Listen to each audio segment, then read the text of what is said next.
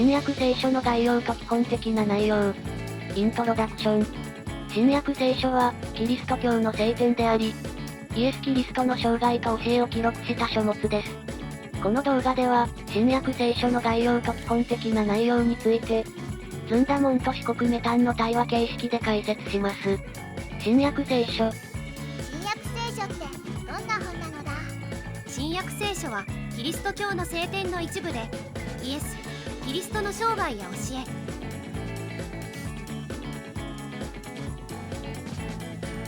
旧約聖書と合わせてキリスト教の信仰と教えを伝える重要な文書なのよ。なるほど。新約聖書はキリスト教の信仰と教えを伝えるための書物なのだな。どんな内容が書かれてるのだ？新約聖書には4つの福音書、マタイ、マルコ、ルカ、ヨハネがあるわ。これらはイエス・キリストの生涯や教えを伝えるために書かれたものなの。それから使徒行伝ではイエスの復活後から初代キリスト教会の成長までが描かれているの。あとパウロ書簡や他の書簡も含まれていて、キリスト教の教えや信仰の指針になる重要な内容が含まれているわね。いろいろな内容が含まれてるのだな。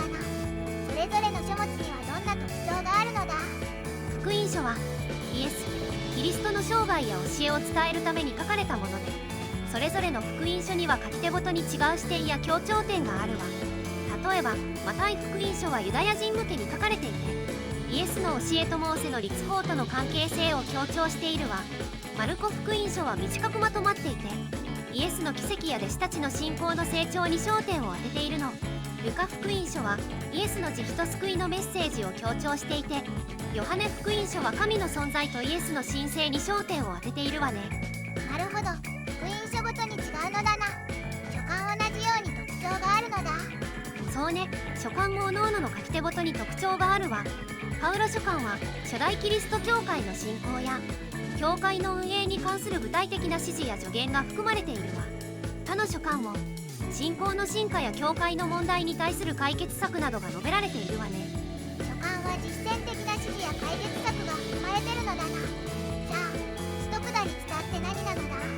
使徒行伝はイエスの復活後から初代キリスト教会の成長までが描かれているの。ここでは初代の人たちの働きや教会の発展、福音の伝播などが詳細に書かれているわ。